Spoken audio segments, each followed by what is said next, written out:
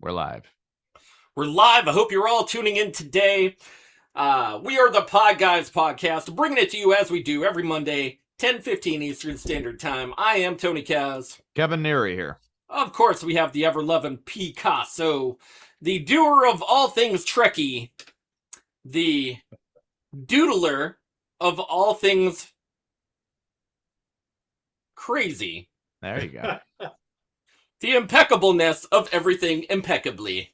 Of course, Le Picasso, Sparky.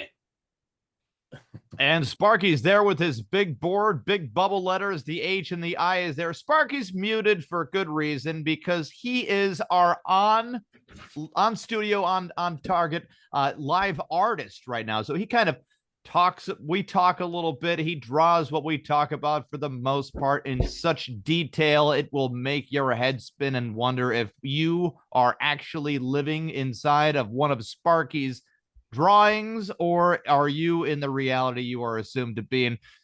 Tony, I think we have a fourth square. You know what? We have an amazing guest this week. We are very, very humbled from such amazing TV shows such as Star Trek, For All Mankind, Godless, The Burbs, and Strange Angels, to stellar blockbuster hits like Spider Noir, Independence Day, and Pearl Harbor. We are very honored and humbled to have Randy Oglesby on our show. Thank you, sir. Yeah. Thank you. You're too kind. Whew. It's a lot. It's a lot going in there. I missed a lot. You did good. Now you are a writer, actor, thespian, equestrian connoisseur. Well, you're what you've done your research. You got it. I may have read a thing or two, watched a video or six. Yeah. But sir, it is our pleasure to have you on our show, of course. Thank you. Nice to be here. Now, you are a person that needs no introduction when it comes to the world of TV and movies. You have been in it all from top to bottom. We have to go into your past, your present, and your future, of course. Okay. Now, of course, how did it all start for you, sir?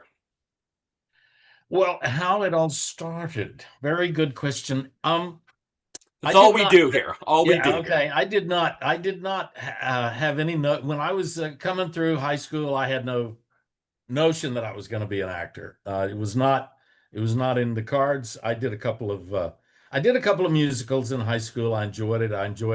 I did some singing, and but I was not by nature a performer. Some people are performers. They like to perform. They love it. I'm on a different part of that particular entertainment spectrum. Of course. Everybody's comes at it a little different. And my initial, when I went to college, I was in a pre-med program, and that was clearly not meant to be because I had a terrible semester, flunked out big time. During the Vietnam War, it was 1969. And that began one of a series of very strange odd jobs that I had to do to get by. I became a scrub assistant in surgery. I literally was holding retractors and helping surgeons during surgery for about 3 months at the Baptist Hospital in Memphis, figuring, well, if I'm going to go back to school. The Vietnam War was on. I got as far as being getting a physical. I was about to get drafted. I wanted to get back into summer school, get my deferment. And so I thought, well, I'll work at the hospital. If this medical thing means it has any traction for me, maybe I can do something. This will give me an idea. Amazing job. I saw everything from open heart to facelifts to you name it. I did so many gallbladders. I worked on so many gallbladders I could have done one. Anyway, get back into school in the summer. I took a drama course just for the fun of it. And that was the beginning. You said that was your love, that was your passion, that was everything that you wanted to be. Well, let me be a little less romantic. I'm ready for this. We're all ready. I was a young guy who suddenly needed a career. I needed a goal. And I took a theater course and we read plays. I wasn't even acting. And then the next semester, I did few more theater courses. I ended up being in the first acting class that the University of Virginia had ever. Nice. I feel, and I'm speculating 100%, but I feel like there had to have been a good-looking woman that you looked at in the theater and you're like, hey, There were a lot of those good-looking women. Are you kidding? Just was snuck definitely in one of there, and It you're was like, a fringe benefit indeed. Wow. So that There's got to be always one. There's got to be something that's pushing you to be, Well, I will. It was one that was my story about how I got to California. But because I fell in love with a woman who was a screenwriter, and I was in New York at the time, and ended up. Do we have to blast a name? Do we have to? It was somebody that was so prolific. No. You don't get that. no. It's tell you what, Never man. Never know. We're trying. We're trying. Yeah, that's all good. right. Nice try. Good. The passion, the passion of romance will drive you to do some incredible things or some stupid things. One of the others. It drove me to the Gray Rabbit. There you go. And what was the Gray Rabbit?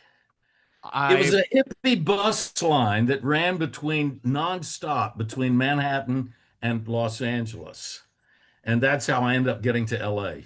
My God! Wow! For 3 days on the bus. I had been a bicycle messenger and a cab driver in Manhattan. After UVA, I in those days, in the early 70s through the 70s, you went to you had if you wanted to be an actor, you basically you went to L.A. or New York, Manhattan, Los Angeles. That was kind of the route. And I was in New York after I left Charlottesville, which is where UVA was. I ended up in Manhattan, studied acting with a wonderful teacher named Julie Bavasso. God bless her. She's not with us anymore, but I got a great beginning. I knew at that point I needed to, the late 60s, 70s, that was the cultural revolution, for my generation. And people were just flooding into the arts, but there weren't a lot of theater. Colleges didn't have a lot of theater classes. They didn't have acting classes. That all came later, when people were, music, theater, dance, all took off at that time during the 70s, and suddenly colleges were providing that. But you didn't have that originally. So, and I got to a point. I was doing plays. I did a little summer theater here and there.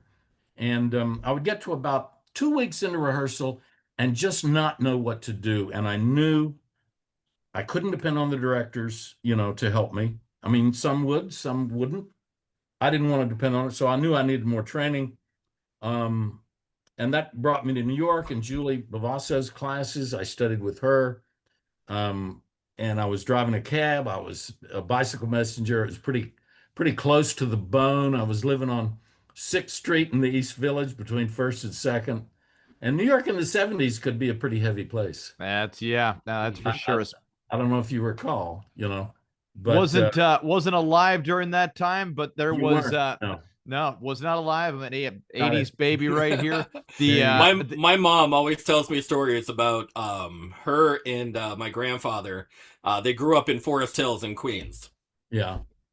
And New York was just such a vibrant city, fresh with culture and music and fashion and passion.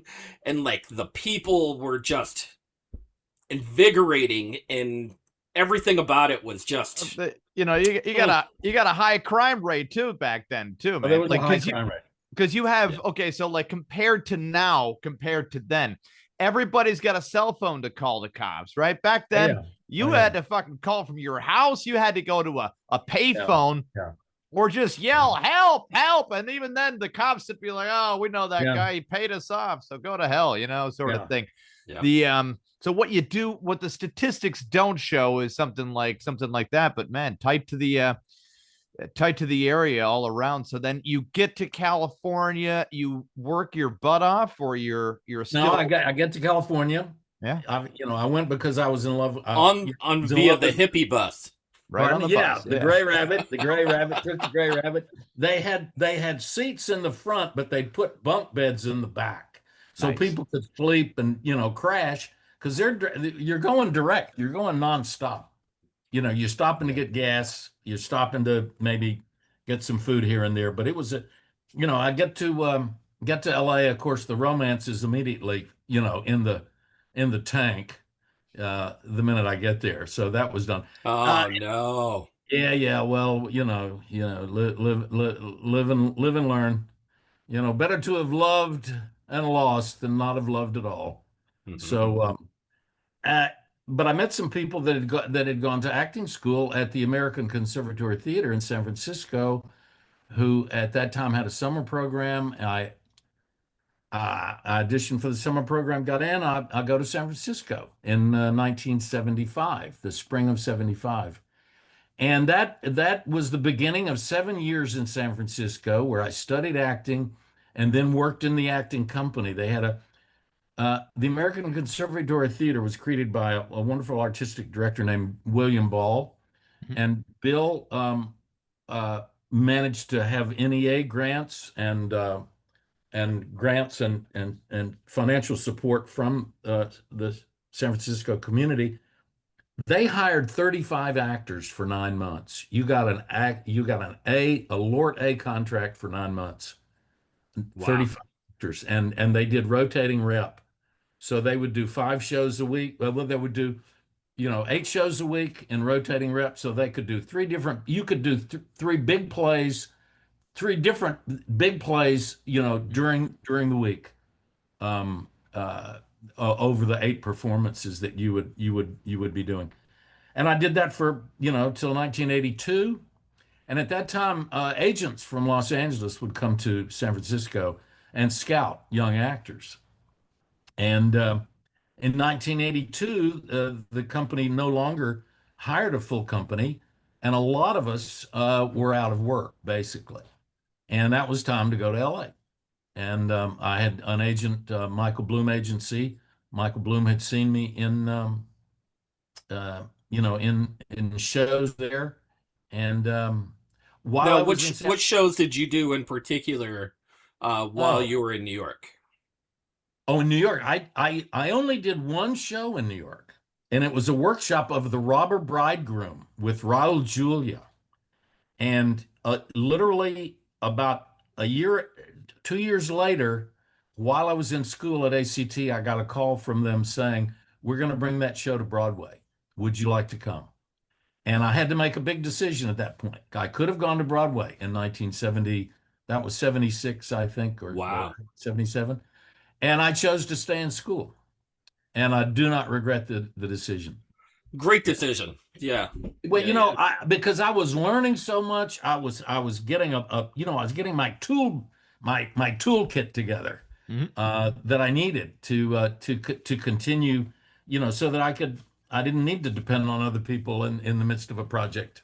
Well, the one Not thing to say, it also shows like your chops, as far as your dedication to the art form, and not necessarily just taking the easy way out. And there's, and not to say, I'm not going to push names as far as like people that deserve to be where they're supposed to be, but it takes a lot of hard work. Well, I'll tell you, in that 7 years in San Francisco, I did 40 plays. Wow. Yeah. And you learned the company was built on a classical English repertory model. They hired 34 actors. You had leading men, leading ladies, juveniles, men, women. You had character men, character women. I worked with so many wonderful people. It was a real initiation, and it was I look at back that as those were the salad days. Because to have a regular acting job for 9 months, and I had one for 5 years like that, crazy. Yeah, Yeah. 5 So- years. so- That's Yeah, Long It- time. yeah, it was a great run, a great gig. And in those days, I mean, it was as an actor, there's a different route these days. For one thing, you've got more acting schools. All the colleges and universities have theater classes. Mhm.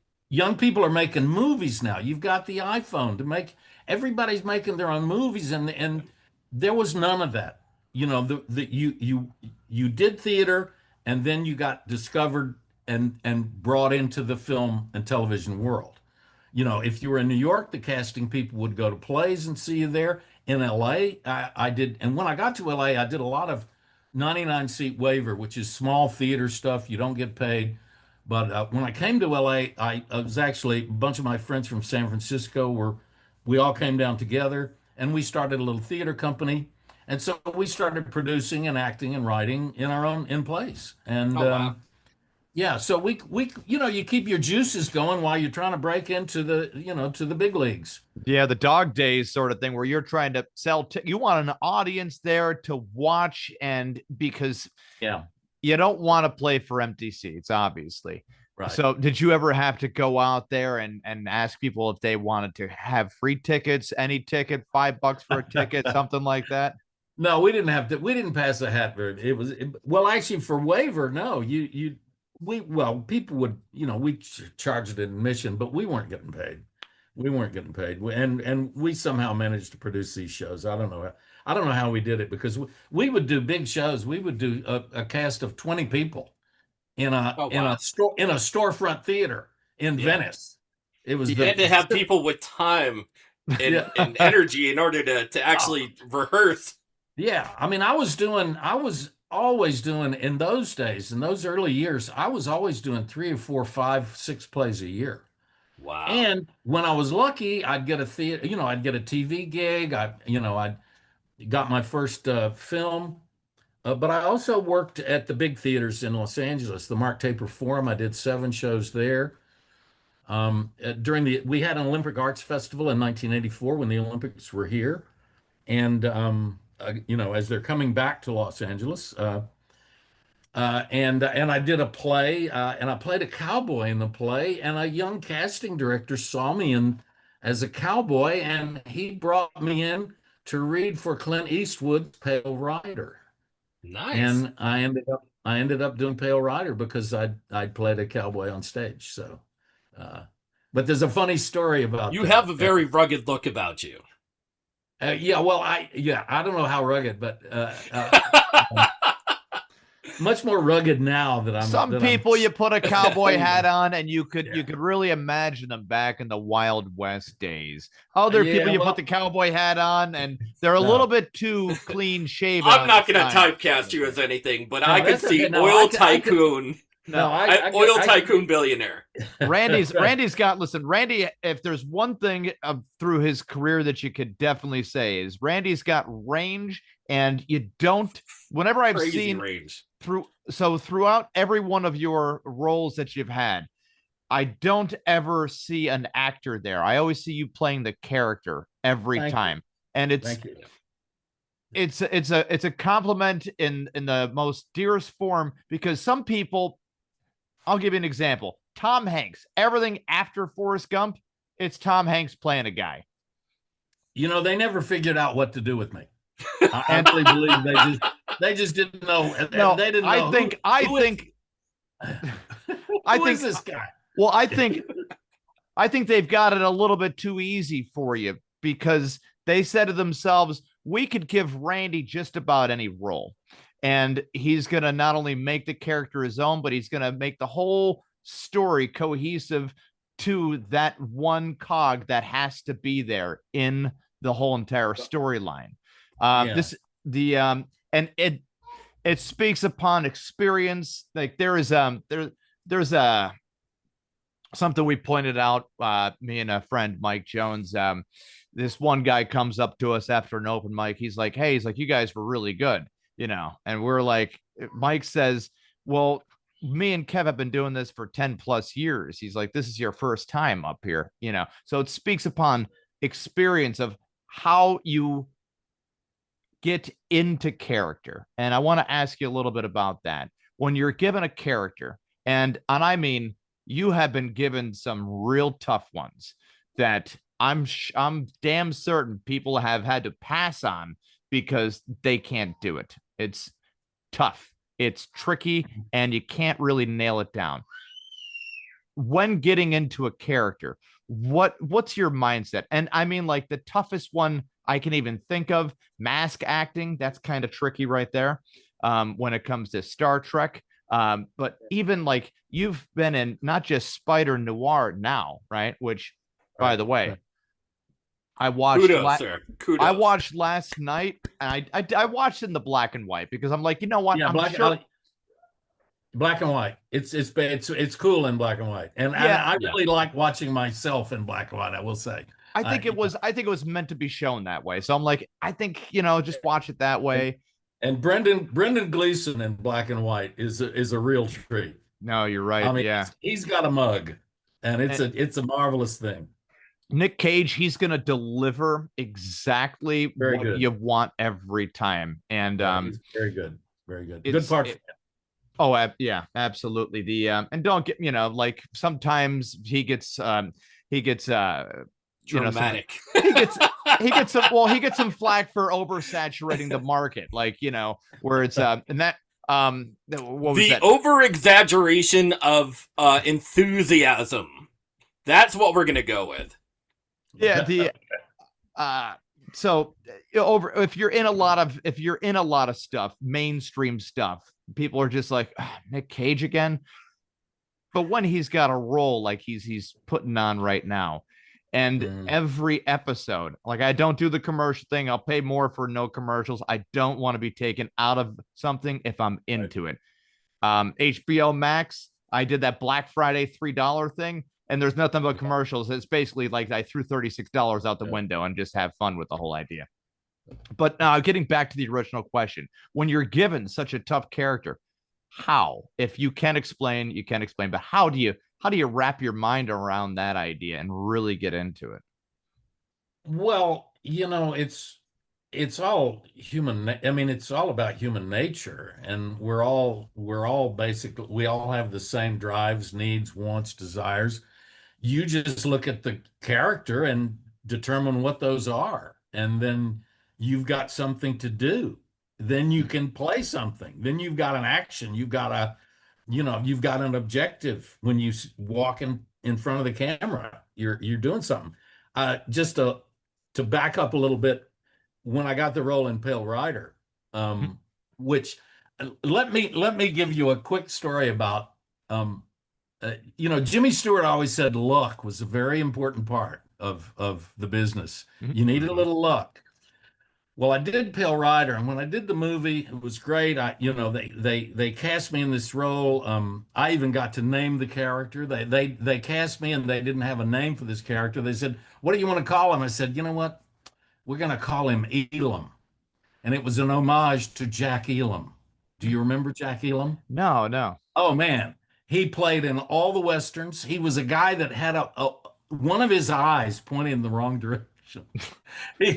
He was a bad guy. He was one of the great bad guys in all the old westerns from the 40s and 50s, man, Jack Elam. So I become Elam, but I remember who he is now. I had to look him up, but I remember who he is now. Yeah, you'd know exactly. Oh, you'd recognize him right away. So I become Elam. Well, they told me they were going to write some lines for me, but that's, they're never going to do that. So there you go. There it is. Yeah. Yeah. He was fabulous. He was in every bad gang, So he's a good-looking guy too. He was old Hollywood. I mean, they were all cowboys and wranglers, and they all knew how to ride. And I mean, LA was a very Western. I mean, there was a lot of horses in LA back in the day. It was a big horse community here. So I didn't end up with any lines, but I had to create this character, and I think, who is this guy, and what am I going to do when I walk into the scene? I mean, it's not like theater where you sit around a table. Movies and TV is not like theater where you sit around a table and work for a week or a week and a half reading the play and talking about it and thinking about it. No, you get a job in a movie, you show up, and you're ready to go on the day. So I thought, what is this guy? Who is he? And I decided to make him really stupid. And when somebody's really stupid, what they're trying to do is catch up with what's going on around them. So I figured there's going to be a look in his eye. He's trying to figure out what everybody else is doing. So in any scene, and if you look, I swear, if you look at the movie, look at me when you do see me, and that is exactly what you see. You see this idiot trying like crazy to keep up with what's going on around him. But so you say, how do you get into character? Well, that's that, that I gave myself a task, and based on who I thought this person was. So character is built like that. I mean, I was never one of those actors that, somebody asked me, said, well, when you played a cop, did you get in a cop car and ride around with police and that? No, I didn't. I didn't do that. I was never that, never quite went in that direction. But it's human nature. You play, in Star Trek, it's people say, well, how do you play these creatures? Well, they're creatures, but the story is going to dictate what your character wants, needs, what's motivating them. And those are the things you relate to that. You personal, we call it personalizing. You personalize those aspects of the character. You identify with them somewhat. You embrace them as and that's how you get to the character. Basically. I mean, you've been some pretty prolific characters without being one of the main characters in the show, for like the series itself. You've been one of the most prolific bad guys / good guys. I did, the first when I met my wife back in the late 80s, at the end of the 80s, going into 90. I was doing I was doing L.A. Law. It was one of I did a lot of David Kelly shows, and L.A. Law was one of them. Mm-hmm. And I played a character named Leonard Nip, and he was an insurance adjuster who's being brought up to trial for filling out false claim forms to support his dominatrix. Wow, classy. Classic. Now it was this show that was my introduction to my wife's parents. So I'm better. I'm playing Leonard Nip, aka Little Lenny the Worm, and because I've been filling out false claims forms to support my dominatrix. And Leonard was it was very funny. I can't remember. How do they approach you with that role? Do they say like, "Hey, we got a guy here," and we think that? No. They don't approach me. No? They bring me in. Well, I mean, they bring you in, and they'll bring you and 10 other actors in, and you read for the part. Oh, so you got the part? Okay, so you got the part over. I have never been one that got offered many parts. I would occasionally get offered a part, but mostly I was always auditioning, and still am. I've never made it into that rank where maybe there were enough, I was a name. But Randy, you feel good about nailing the audition and getting the part, and then you read more about the character, and you're like, this guy's a fucking whack job. I knew it was a whack job when I read the part. Yeah. But then you have to get kind of excited over the whole thing. Well, because it was very funny. I mean, it was funny stuff. I mean, that's a great part. Yeah, it was a great part, and because the meaner they are to him in the trial, the more he likes it. And at the end of the trial, my lawyer has to say, "Your Honor, my client would like to address the bench." So I get up as Leonard and I say, "Thank you, Your Honor. I've been bad. I deserve to be punished." And the tag was, so they I'm guilty. I'm going to go to jail.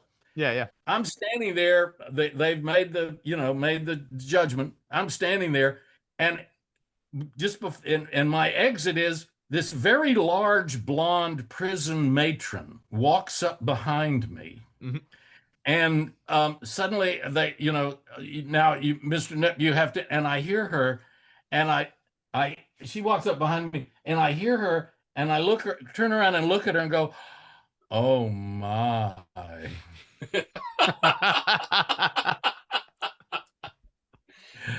In Star Wars fashion, Oh Yeah. my. Oh my. Yeah. So Yeah, I'm looking forward to this prison routine. This is gonna be good. this secretly the punishment is Is not much is of a the punishment. reward. Yeah.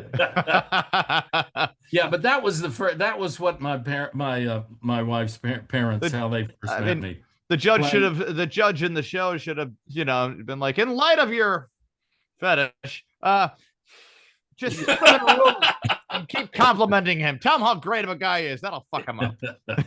Sparky's got something there on the big board. Sparky, flip it around, see what's going on. It says, you will charge extra to your clients for my new leather whip. Yes, mistress. Snap, Yeah, there snap. you What go. the Thank heck you. is going on there? You Just, got it right there, bud. Yeah, just you're in for the ballpark. just for our viewing audiences out You're there. in the just ballpark with that case. one. Yeah, Sparky's paying attention. He's doing something. He's doing Right. something. He's watching and listening. Yeah. No, of course. Yeah. Of course, Randy, you've been in some crazy, not to say some crazy movies, but you were in Liar Liar Liar, yeah. with Jim Carrey, of course. Yeah. One of your most prolific, not to say prolific movies, but The Lone Ranger. Yeah, that was the part was I was one of a bunch of businessmen kind of stuffed shirts that were it wasn't it was a pretty it wasn't a great I mean it was a nice gig, always a nice gig, but the part was not I was one of a large group of people sitting around a table, but mainly sort of nodding our heads and occasionally throwing a line here and there, trying to look like we're doing something important. But that in terms of the part, that was not as memorable, but it was fun. It's always fun to get on a big movie set, So I have to throw out the ultimate question for you. Sophie's Choice. No, I didn't do Sophie's Choice. No. We're gonna do a Sophie's Choice for you. Okay. Yeah. Sophie's Choice is taking your best and worst. As far as acting, not even to say acting debut, your acting repertoire far exceeds the imagination of most people, because you've been in everything from like Argo, to NCIS, LA, Law and Order, Bones, like you imagine it, you have been there. Yeah, it's like a this or that. So I could start us off if you like, Tony. Go Sophie's for it, Choice. please. Okay, great. Please. Sophie's Choice, and you're familiar with Sophie's Choice, right? The Yeah, ultimatum. Okay, I great. got you. One's Okay, got to right. live. One, yeah, exactly. Okay, so you can only choose one: Jim Carrey, Okay. Robin Williams. Okay. You can only pick one. Jim Carrey. Jim Carrey. Okay, great. Pick the one that's still alive. All right. Beautiful. Jim, even though you were in Patch Adams, and Patch Adams, I was, but I actually was on the set with Jim. I wasn't on the set with Robin. I was in the van with Robin. And Carrie, yeah, that is a Sophie's Choice because they both were they're both terrific comedians in their own right. I mean, each of them was very, very, very amazing guys. Robin Williams, very sad, what happened to him, but anyway. And playing the Surgeon General in the Onion movie, you got to flex a pretty comedic muscle yourself. I have one of each. ER versus Chicago Hope, because you have been in both as well. Yeah, Chicago Hope. Chicago Hope. Okay. Mm-hmm. Less networky. Yeah, I don't know. I think I had a more interesting part, and I was working with a kid on that show who had just done Sling Blade. Okay. You remember Billy Bob Thornton? Billy Bob Thornton. Billy Bob Thornton, yeah. Yeah. This kid had been in Sling Blade, and I thought, this is very cool. He was a very good young actor. I don't know whatever happened to him or if he's still... nobody ever knows, Yeah. But anyway. That old chestnut. Yeah. It's tough because, I mean, imagine you were an adult doing the whole thing. There are parents out there, such as myself, grooming their children, such as myself, to do the whole acting thing and that. My kid's only one, just, put her out there.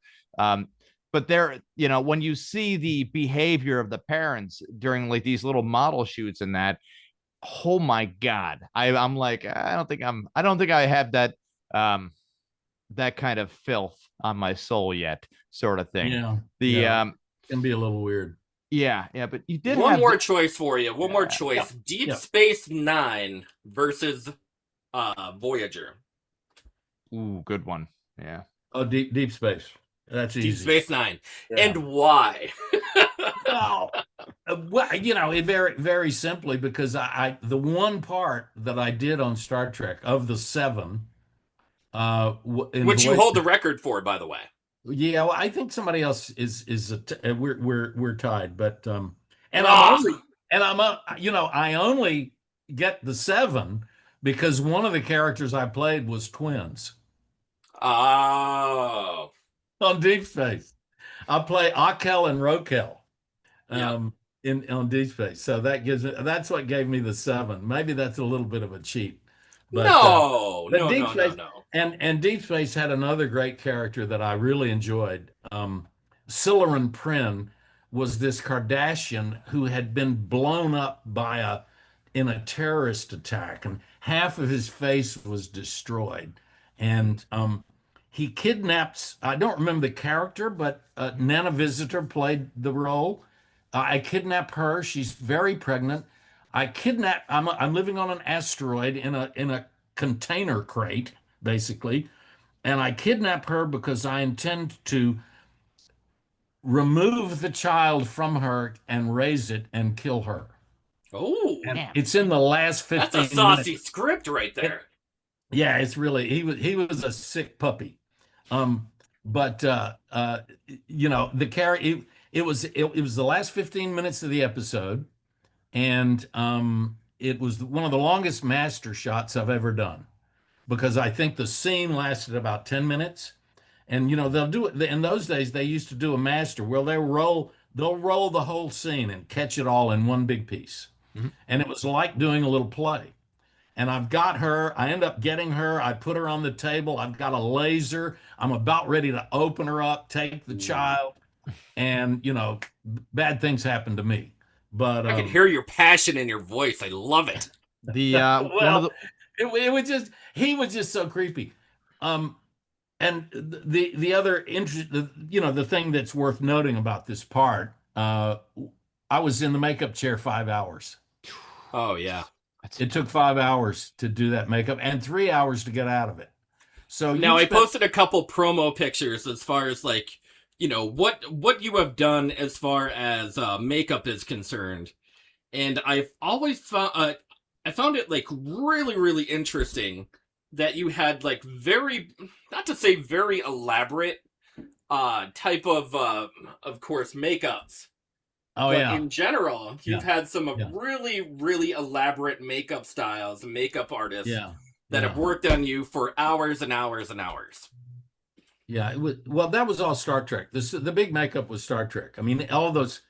I tended to be, most of the parts I played were sort of in the humanoid direction. Of course. But whoever casted the Star Trek Next Generation, I'm not talking, way back in the 70s, all that. Right. But you have to start from a basis of somewhere.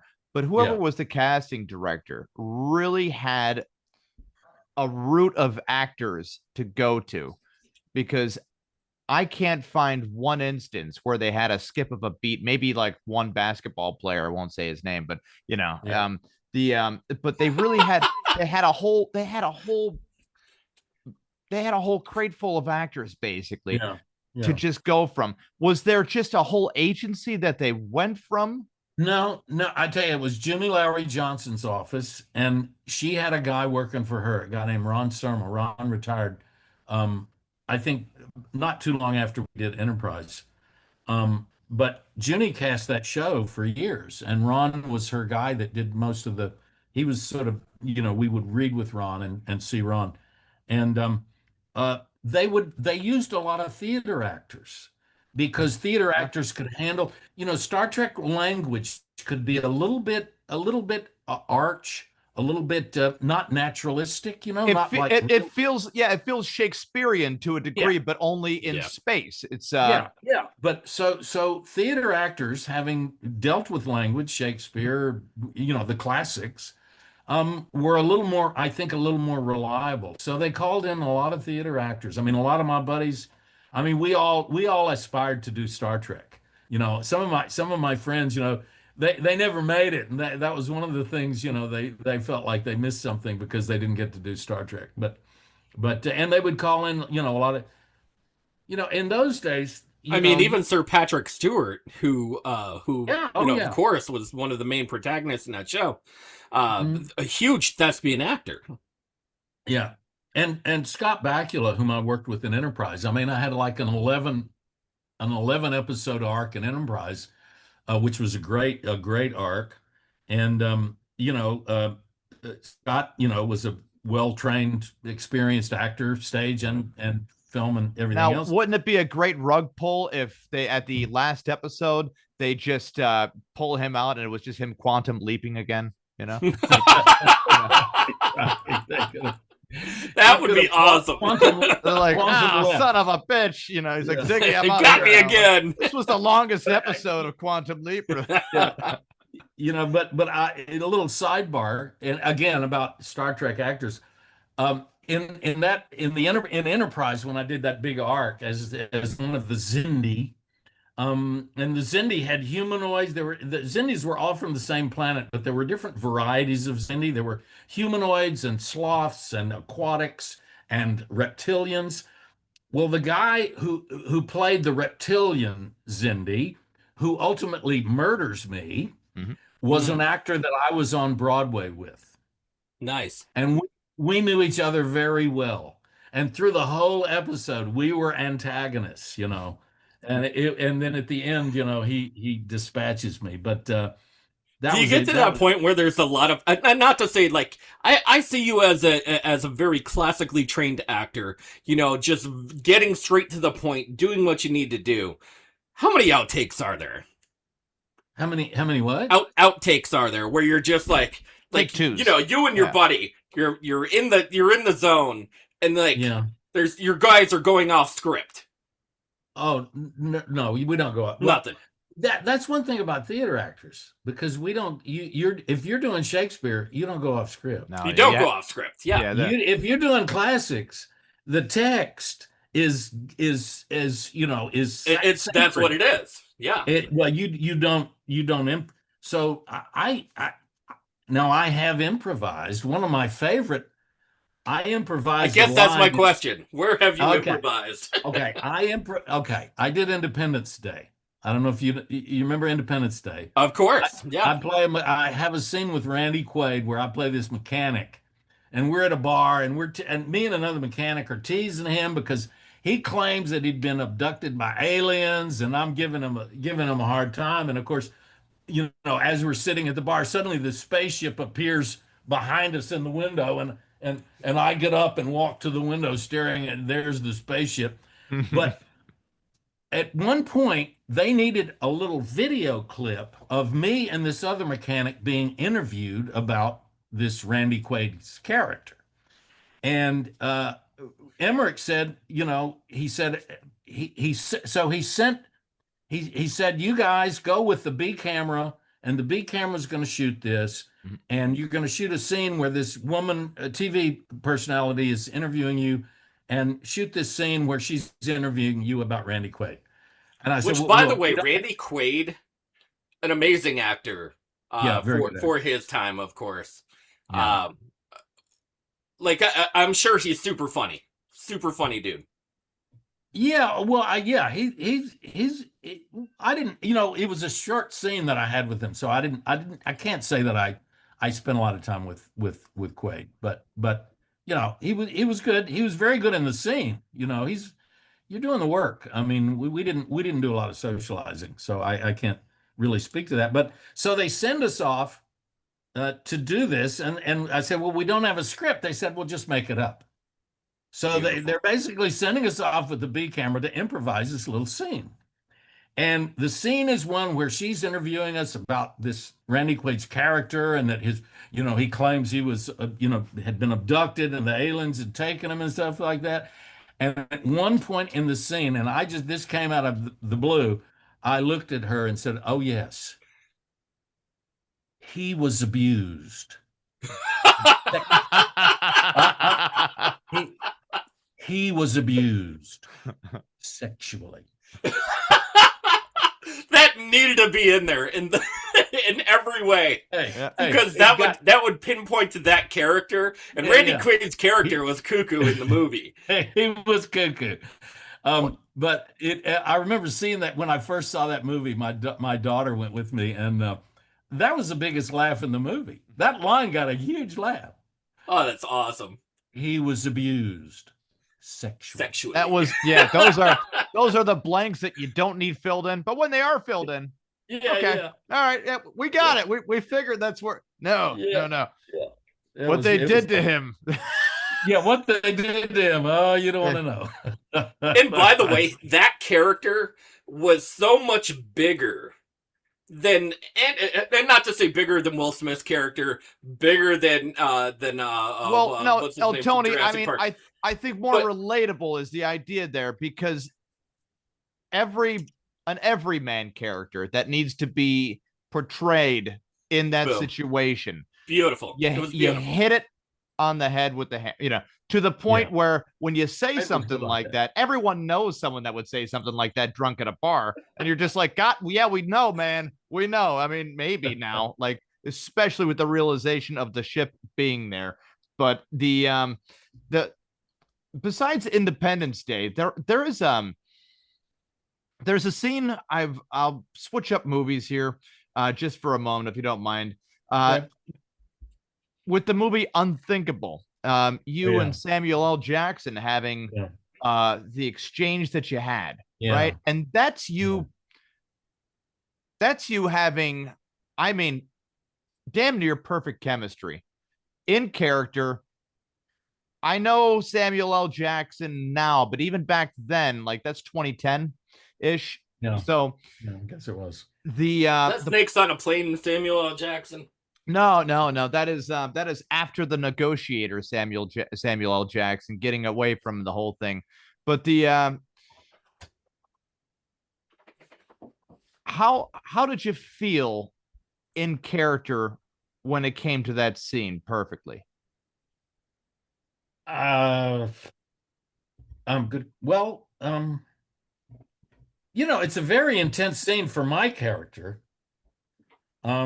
Sam played it very, very cool. And I'm kind of at Mach 10. You're coming in hot. I'm coming in hot, and he was coming in cool. So if you don't come in hot, he can't stay cool. No. Like, for one of those scenes. I had to hold down that part of the, the balance. You have to hit that note, or he's not able to hit that other note.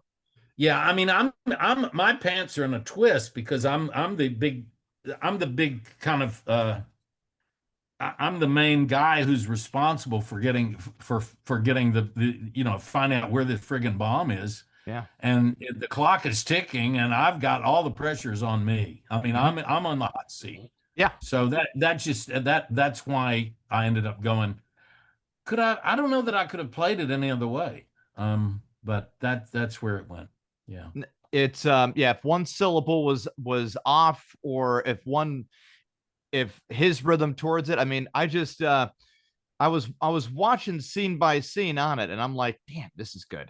This is some good stuff. And again, Steve Root's in that, and he's very good. Yeah, no, yeah, Steve, but still, again, don't know that anybody's acting in it, really. Just aware that there is a situation, there's a scene going on, and everyone's portraying it in such a perfect rhythm to a degree. And you know what? Unthinkable didn't really boom in the box office or anything. Didn't really get mentioned as much as it should have. Well, I think didn't it? Yeah, there was something around it being released that was a problem. That they had I think there were some producing problems, and it didn't get the kind of release that they wanted to give it. It's a very dark film, though. I mean, very, very dark film. Yeah. I mean, Michael Sheen is great too, lest we forget. Yeah. He's very good. He's a wonderful actor. The And I always say whenever they're portraying such a dark, plot, you need a cartoony aspect to lighten it up a little bit. That why the Saw movies had that stupid little clown thing come out, and everybody's like, "Oh, it's a stupid little toy." All right, now we're kind of warmed up a little bit, but it takes away from the actual, realism of it. Like you would never fucking need a stupid, if you're gonna torture somebody, you're not like, all right, you're gonna need a toy first. It's like you don't though. You really don't need this, or no, you don't need the toy. Now you've been in 2 Marvel productions as well, correct? Yeah. It was that WandaVision and WandaVision is the first one, and now Spider Noir as the second one. Yeah. And WandaVision, and you could not choose 2 more different projects. Really. Oh yeah. Opposite, because WandaVision, that's more like in the basis of a manipulated dream world, and then Spider Noir. Even when watching previews of Spider Noir, I'm like, ooh, if and I want to say it out loud because I might just steal it. If Batman had the balls to do this kind of black and white attempt, that would have been that's like where the hit spot's at. Instead, did you notice in the new Batman movie with Patterson, right? Now that you've obviously seen Law and Order, you probably the Law and Order lens is used in that movie, right? Oh, So really? it kind of looks like it kind of makes it seem like you're watching an episode of Law and Order. Really? But it's Batman. So like that's like the worst part of it, because they're at a crime scene and then everyone's like, oh, I don't know who murdered this man. Then there's a dude in a full bat suit walking around with Law and Order fucking lens going on and angle and shit. And I'm like, what? And the one cop says, hey, does he need to be here? And I'm like, fucking good question. If they weren't using that lens, I'd be like, yeah, that jerk. But no, he's like, of course he does. And I'm like, no, he doesn't. Full bat suit guy, while there's a murder in the room. Like I'm right here, gung gung, any moment now throughout the whole thing. And it just, I don't know. It's just, I know what they were going for. They kind of trickled upon that line where you're like, damn it, like this is a little ridiculous, at this exact moment. These were very different projects. WandaVision was a comedy. I play this ridiculous. I need to get that clip out there with my stuff, because I play a doctor who Elizabeth Olsen is playing a woman who's I come on, she's pregnant. It was Paul Bettany and Elizabeth Olsen in that scene that I did with them. Very, very, very, very, very good actors. Very great to work. Paul Bettany, we got along really well.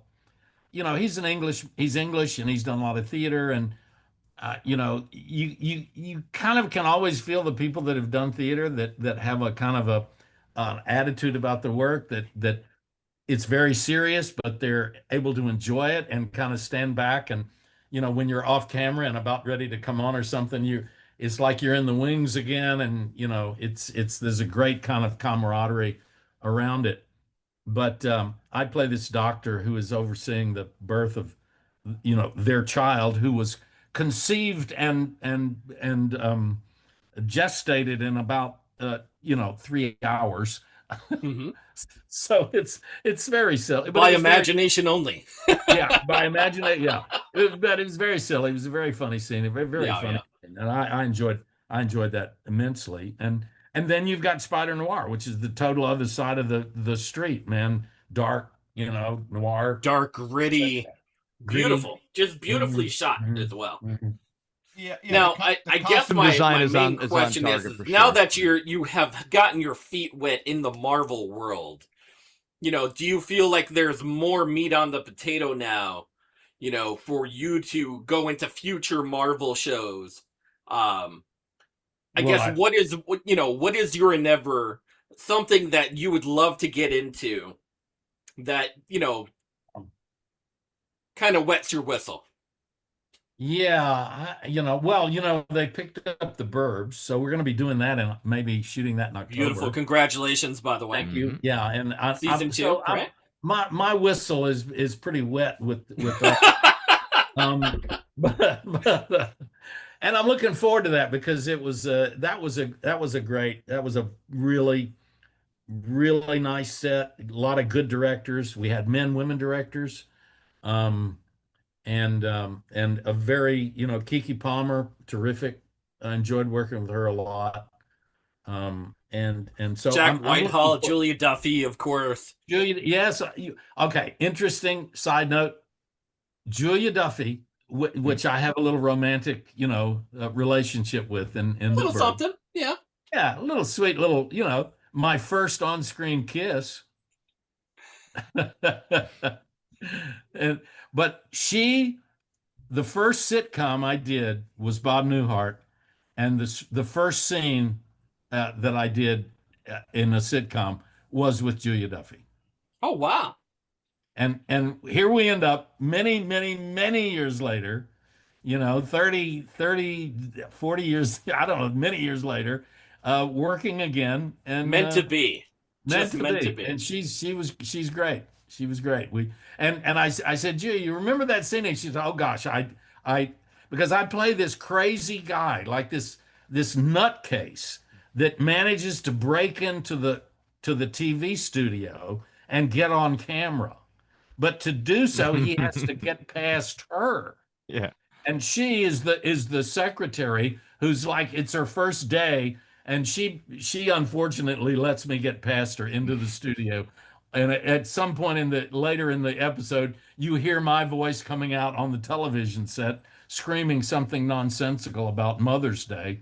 But yeah, Bob Newhart show that ran for a while. That ran, he did, yeah. He did several. I mean, he had several iterations of it. I mean, there were different kind of versions of it. The only other show to really get away with that to a degree was Burns and Allen, when they would just switch actors up, and they'd explain it to the audience too, right?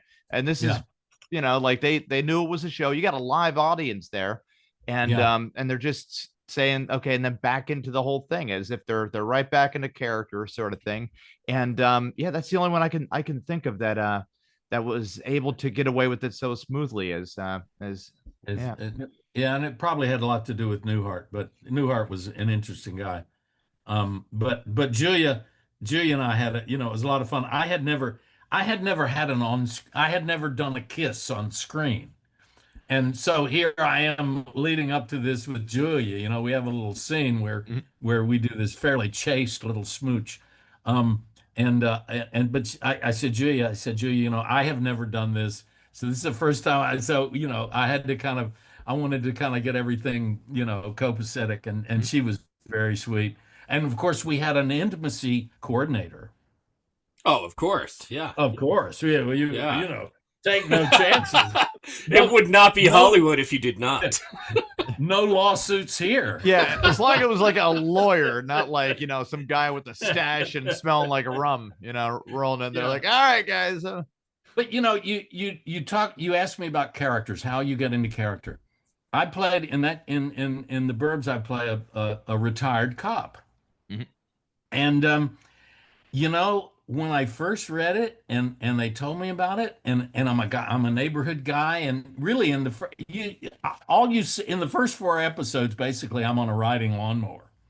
I was arguably one of the highest paid yardmen in Hollywood at that time. but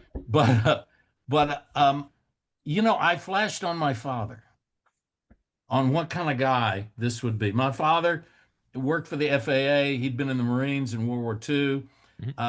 He was devoted to the Marine Corps, and later on working for the government, as air traffic control and stuff. But he was a very, I'm going to say, when we were kids, he used the expression "squared away." Squared away means is your bed made? Is your room clean? Are you squared away? Yeah. And I thought of this, and I thought of my dad when I got this character. And the more I read about it, the more I thought about it. I kept seeing my dad kept coming up, and I thought, this guy is squared away. Everything is squared away, and that was like that was like the thing, the catalyst that sort of informs the work, and gives you something to hang your hat on as you move forward as the character, and in the situations with the other, in the relationships, the other relationships. It creates a specific energy for the scenes that you're in as well. Yeah. So I have a weird question, right? You get to that point where you're just starting off in Hollywood. And not to say, what was your first moment where you knew that you struck it big in Hollywood, and then you went home to your family and you were like, holy cow, I'm on the big screen now, and it hits like an epiphany where you just knew? Well, yeah, I mean, because you're a very normal guy. Like there's nothing Yeah, and I don't know it. Maybe it has to do with when I left San Francisco after all those years of theater. I really wanted to start my career in New York because I was stage ready. And in those days, you go to New York, you do plays, they find you, they cast you in movies. That was the route. And here it was a little different here. So I never felt like it never really hit me like that. I mean, somebody asked me, said, when did you feel like you had finally, you felt secure that you were gonna work and keep working? And I was in my early 50s. Because Randy, you made it big. You're in some of the largest blockbuster movies, television shows, plays, of all time, where you have, and not that I'm tooting your horn for you, but no. Well, no, I there's a horn, buddy. I mean, you have made it big for yourself, and not to give yourself the pat on the back, but you would need a well-deserved pat on the back, sir. Randy, I think I know where you're coming from, though. You come from nothing of fame, humble beginnings. You come from nothing to something where you're always busy. You're always trying to keep working, always auditioning. You're always you never know when it's going to end. Exactly. Yeah, you don't want to get comfortable and rest on laurels. You are always in it. Get your hands dirty. Once you start relaxing, that is when someone else is going to snatch that role. You got to keep your senses going, sort of thing.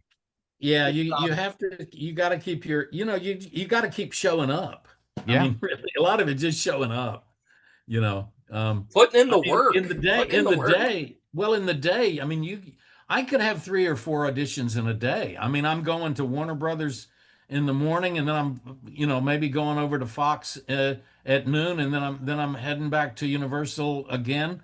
I mean, you can be driving all over town in a day. And Randy, have you ever gone to an audition where you see maybe 6 people that kind of look like you, and you're like, absolutely. Absolutely. I've had that same experience, and I tell people the same thing, right? And they look at me. How dare they put 6 billionaire oil tycoons in a room together? Right. How dare they?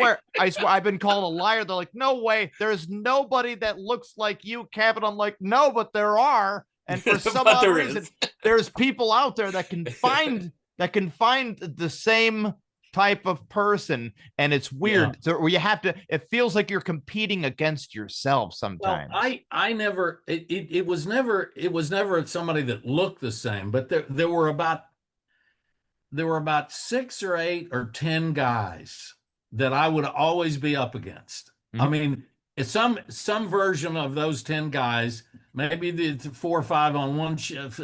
We were always going up against each other for parts. I mean, we were kind of like the character actors. I've been the perennial guest star. That's really how I put my career together, by doing guest stars. I mean, that's really all. That's really what I did. I'd say in the last 10 years, I've had a lot more recurring. 10, 12 years, I've had a lot more recurring parts, which is nice. Would being on the Podguyz podcast be considered the peak of your career? Absolutely. It is the I know apogee. The apogee. On the board. Put it on the Right. board, Tony. Randy, Right. we are a different type of podcast. You know, we're more original. We ask very, very That's weird right. questions sometimes. Yeah. You know, It's we try to get to the heart of our guest. it is the Kathmandu of podcasts. That's what I like to hear. Take it. That's what I like to hear. That's it. We're taking it. Now, I was trying to think of who you reminded me of, and David Koechner. I don't know if you know who he is, but he was an anchorman. You kind of remind me of that particular character Yeah. that is like very funny and witty and like really on top of your lines. Have you Yeah. ever been at a point where, not to say that you really biffed the, you really Yeah. pooped the bed, Right. but I'm sure earlier in your career, when you were getting to that point, was there something that you tried out for and just you had your heart set on it and you were like, oh man, if I did something a little bit different? Oh, I can't think of I can't think of a specific thing, but I mean, there were always parts that you really wanted, and you'd go in and do the reading, and you'd go out and you think, I really should have done it this other way. And do I have the nerve to go back and ask if I can come back in again, which I rarely did, and it was probably just as well. But yeah, I mean, there were often times where a nice part, and it's within your grasp, it's in your wheelhouse, you should be able to get it, and then something doesn't click. I don't know. There's always there's a lot of disappointment. I mean, you got to have a thick skin. You can't be discouraged easily, because So following that question up, what would be your advice to new actors, new thespians, new entrepreneurs of the entertainment world? What would be your advice to them?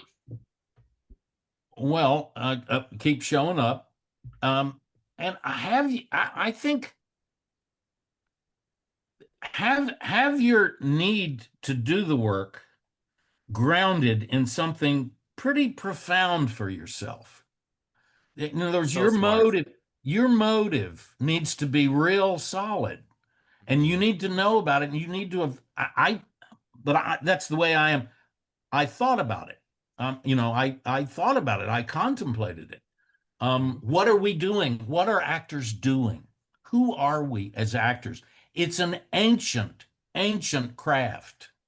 Many years ago, I determined a couple of things when I was thinking, am I going to go into this acting thing, and what is it, and well, first I realized, and what are is acting going to be around, or actors going to be viable, and well, first of all, I realized human beings, we're voyeurs. We like to watch ourselves. 100%. I think AI, I mean, I would predict that AI will never replace us, because the real actor is what people are going to want to see. They're not going to, now I may be wrong. With the mankind may be warped so much by the machine that Are it would people change. drinking the juice?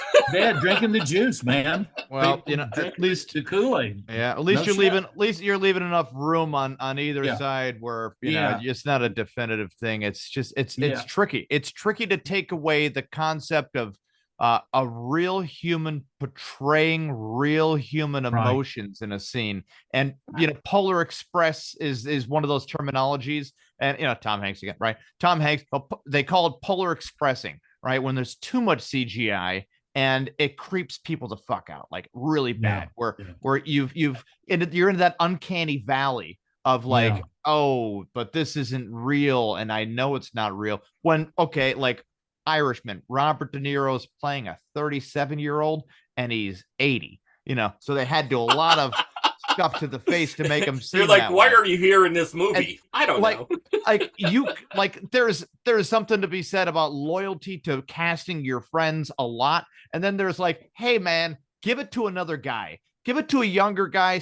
Literally anyone younger could have done this. There was one scene I was watching, and we're from that area, where my wife was watching the movie, and she's like, wait, did they say Pittston? So she doesn't believe that the same area had the leader of the whole mafia and ghosts. down in West Pittston in that same area. So, but she's a sweetheart when watching movies, because she'll always talk through it and ask me questions. I'm like, they will show you. She likes the movies that there's a lot of explanation over the phone, where they're like, I know who murdered your son, 5 years ago when we met, of course. And you're like, man, I know who they're writing this for, but I'd really like it if they just had the guy react to nothing on the phone, and then that'll demand your attention. Like, I see. She's a fan of exposition, is what you're saying. She likes to play. She likes the exposition. A little bit too much. Well, that's the thing too. They have these South Korean dramas that don't give anything like that, and I mean for a long time. And she'll watch that like, I don't know, maybe because there's a little bit of background music ish, but those shots that they take, I'll give them 100% credit. The angles that they get and the scene by scene transition, they're doing a great job with it compared to soap operas that we're all like, all right, blur the background again and focus in while walking towards the camera, and then we'll go to the hospital scene. We've done this a million times. No one's caught on yet. Soaps were, I did soaps now and then, but to get back to what so to get back to what you want, a young actor should know themselves well enough to to be able to stick with it, because it requires a lot of, and you have to have some luck, and which there's some situation, and not that I'm trying to interrupt you by any means. I think in Hollywood nowadays there comes two different types of actors. And not to say that there is one old school actor who is very much on a thespian category. Someone who is clinically or classically trained, has studied their ass off for many, many years to get where their craft is today. And then on the opposite side of the spectrum, you have people that are in such a lucky place, lucky time, and people with zero, I don't want to say zero talent, because they have some talent. They have a talent of trying to pull people in with their particular persona. So you have somebody who's worked years and years. Too. Yeah, but it's all valid. Yeah. I mean, they're different much. roads to Rome. They're different roads that get you to Rome. Some people are going to be more like that. Let me. I was trying to tell you. I want to get back to the luck thing, because this is. I love this story. When I did the Eastwood movie, I did Pale Rider. Okay, about 2 years. About 2 years after it had aired, I told you this young casting agent had seen me do the play and had brought me in to read for it. I run into him about 2 years after the movie's out, and he says, "You want to know how you got that part?" I said, "Well, yeah. How did I get that part?" He said, "When we were casting, I was sitting at my desk, and I had a stack of Polaroids at the corner of my desk, and your picture was on top of that stack of Polaroids. And Clint Eastwood walked by my desk and looked down at your picture and said, 'Let's use this guy.'" Really? Wow. That's how I ended up in the movie. That, you know what? Randy. There's the luck. There's the luck for you. I tell you what, your life is a series of butterfly effects, honestly, because you go out there to California on a whim, following your heart. Hey, that's not a whim. Hey, don't you dare call that a whim. That's love. Well, you had it was right? love. I was pursuing love. But you're there, and then Polaroid time. If everything that you did wasn't in that particular order at that particular time, I mean, you might not be on the Podguyz podcast right now. No, I'm joking. May I bring it in a little clearer? Bring it. Yeah. Chance favors the prepared mind. I love it. Yeah. And so you get that piece of luck, But when you get that piece of luck, you got to have the prepared mind to take advantage of it. Preparation. My hat's off to you. I say that to every young comedian: be prepared not to suck. You know, Yeah. be right. It's be prepared not to suck. Yeah, because some people, they get a big laugh out of an audience, right? And then it overwhelms them. Oh, yeah. And they don't want to get on to their next thing because they're like, whoa, I didn't think that would work. But but speaking of being prepared not to suck, Sparky, you got something on the board there. I see you, penciling around all that nice stuff. It says, "Hi, I am here to try out for the part of the car thief who is part spider, part vampire, who can act as himself." Oh, wait, Nick Cage is here.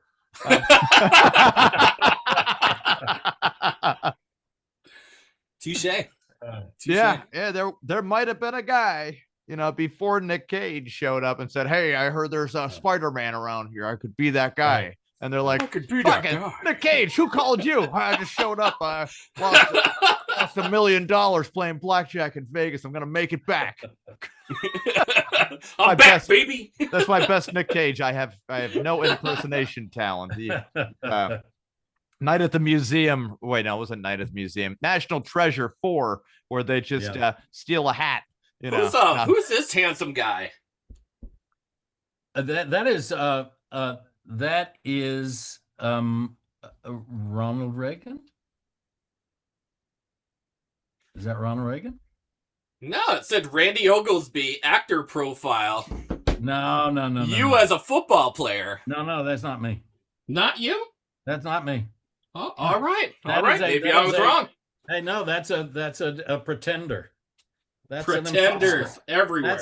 That's an imposter. Damn body doubles, Tony. But you see, you do DuckDuckGo, not Google on these searches. Google's got a lot of fake stuff. When you look up Randy Oglesby, it comes up as some weird stuff. Who has Randy Oglesby been dating? It comes up on the list. Oh God. But I back to the origins. The other thing I realized about acting was it's ancient. It's an ancient, and it goes back to the primitive man. When the hunt, the next day they're preparing for a hunt, and they're all sitting around the fire, and the shaman is the medicine man, comes in and he puts on the animal head and he dances for the tribe so that they'll have a good hunt the next day. Mm-hmm. And really, that's what actors are doing. We're putting on the animal head and we're dancing for the tribe, but we're not hunting anymore. We're not hunting for animals. We're hunting for ourselves. We're looking for who we are.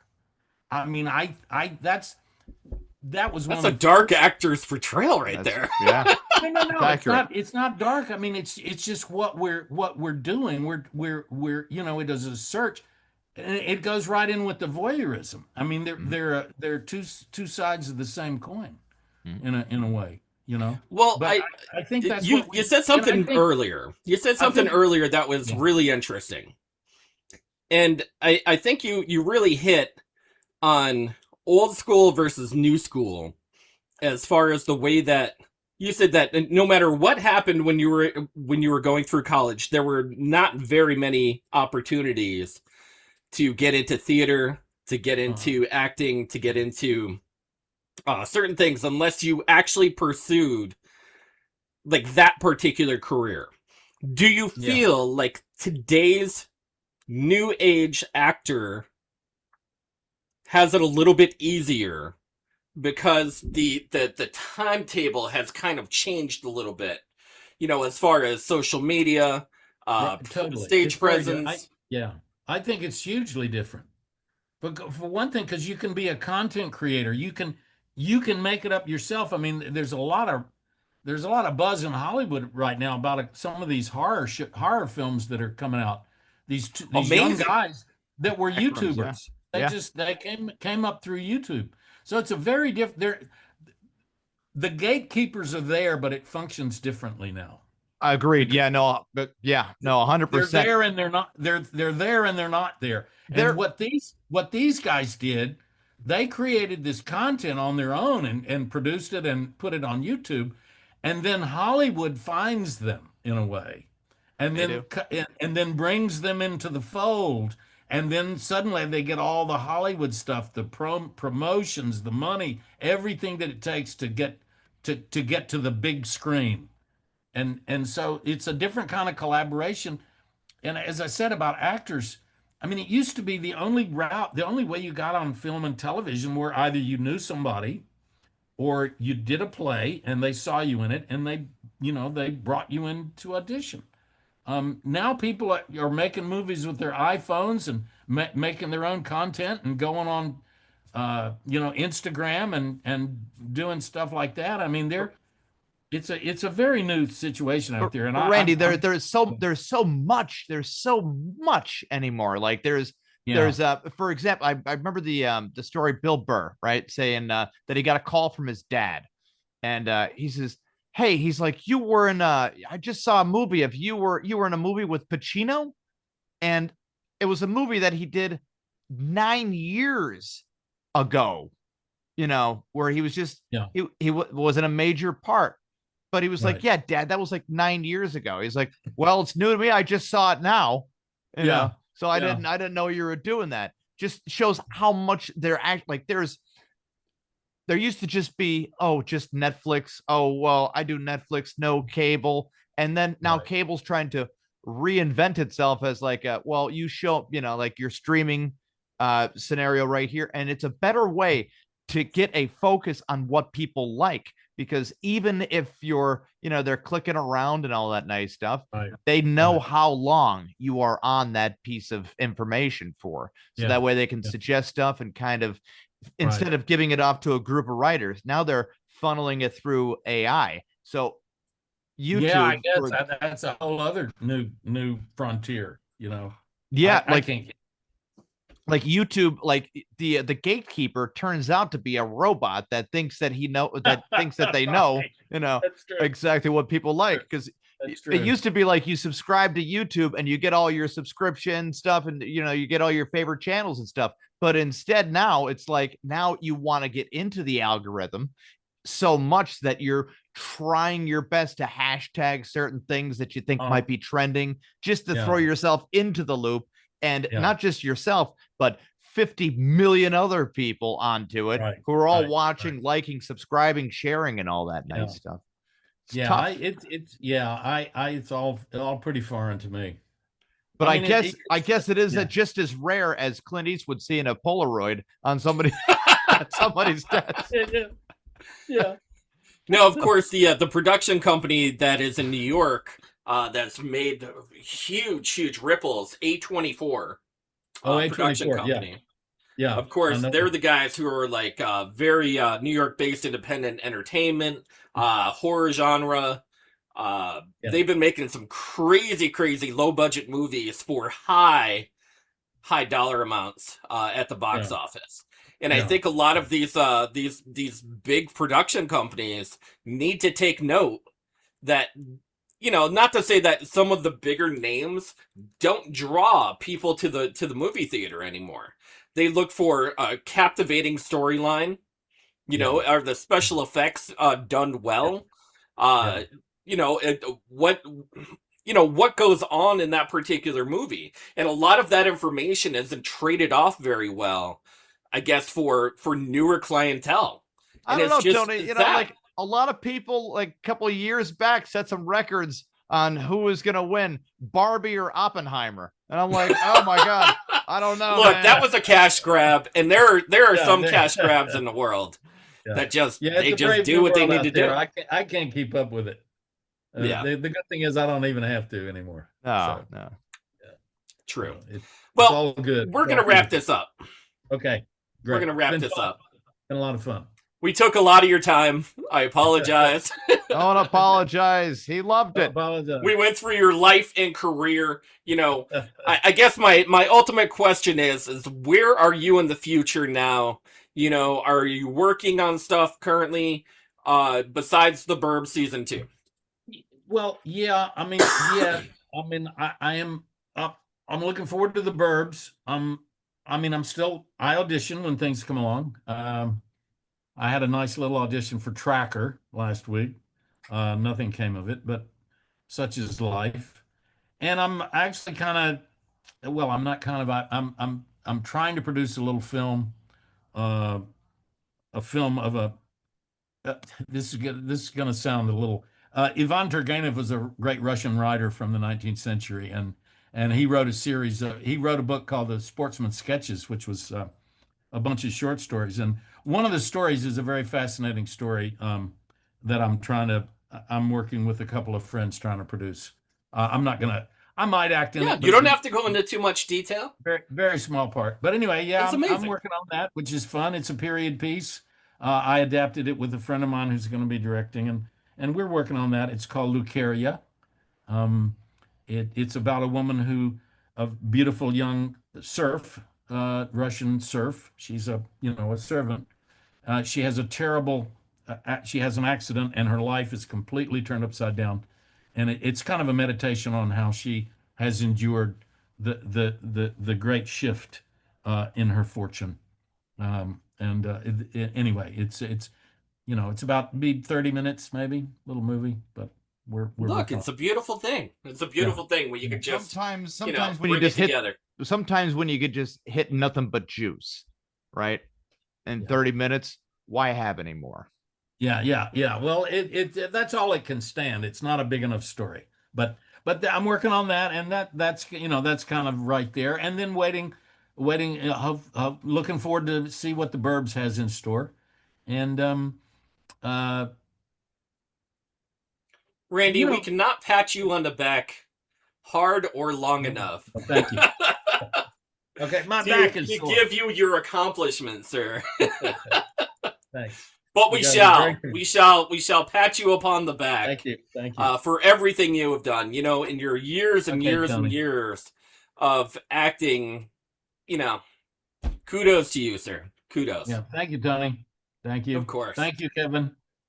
Thank you for coming on. Thank you so much Yeah. for coming on, Randy. It's, It's definitely been an experience educationally for ourselves. You have Huge. given our audience a lot to think about, aspiring actors, and then people that are also fans of yours, and people who say to themselves, he sounds familiar. Then they go look He you up, and they're looks. like, He "Oh, looks. shit. I can place him. there has never been a person that hasn't looked you up and then said, like, this guy, all right." And then if you start going through anyone that's watching right now, which we have a lot of live viewers right now, anyone that's going through Randy's catalog of on-screen performances, TV or movie, it's bingeable. It is bingeable to a degree where you can go through a demo reel after just Google them, and you won't be disappointed at all. Thanks, guys. All Sure. right. Sparky, where can you find us if you're looking for us, sir? You can find us on every single major streaming platform, including Spotify, Spreaker, Deezer, Castbox, Pocket Cast, GeoReel, YouTube, Facebook Live, Amazon, and anywhere else you can us at. True. All right. Thank you guys for tuning in every Monday as we do 10:15 Eastern Standard Time. I'm Tony Kaz. Kevin Neary. Of course, the ever-loving Picasso, Le Sparky. Guys, we'll catch you next week. Mr. Oglesby, thank you, sir. Thank you. Are we off air? And we